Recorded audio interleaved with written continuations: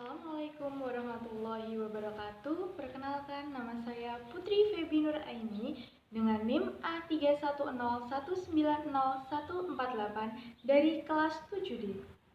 Melalui video ini, saya akan memenuhi tugas pertama dari Bapak Abdillah pada mata kuliah Ilmu Perbandingan Sastra. Pertanyaan yang pertama yakni, apa menurut kalian mengenai ilmu perbandingan sastra?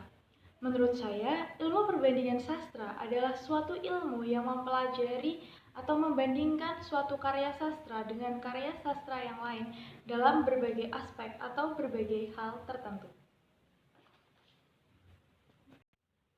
Yang kedua yakni hal-hal apa saja yang dipelajari dalam ilmu perbandingan sastra. Menurut saya, hal-hal yang perlu dipelajari dalam ilmu perbandingan sastra yang pertama yakni genre atau bentuk dari suatu karya sastra. Yang kedua yakni zaman terciptanya karya sastra. Yang ketiga yakni motif dari karya sastra.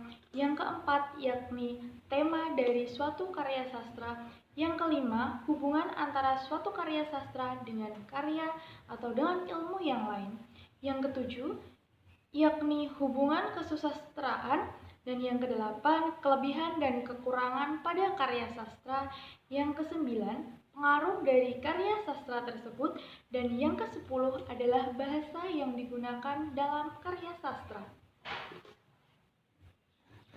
Pertanyaan yang ketiga yakni mengapa kita perlu mempelajari ilmu perbandingan sastra?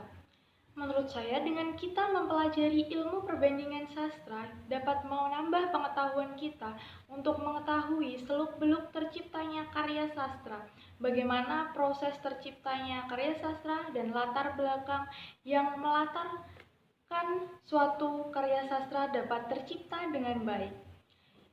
Pertanyaan yang keempat, manfaat apa saja yang kita peroleh dari mempelajari ilmu perbandingan sastra?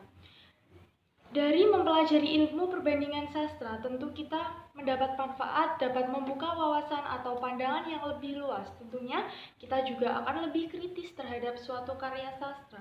Kita dapat menikmati dengan optimal apa yang kita baca atau kita nikmati dari suatu karya sastra. Demikian dari saya, apabila ada salah mohon maaf. Terima kasih. Wassalamualaikum warahmatullahi wabarakatuh.